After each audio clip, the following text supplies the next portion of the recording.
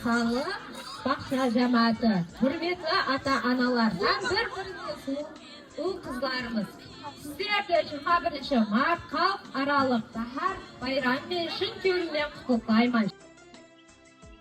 Benim barchamizga шын ko'ngildan бақша жамааты атынан Осы байрам менен баршаңызды құттықтаймын. Хаммен шаңараңда аманлық, тыныштық. Bayrama жеткере берсін.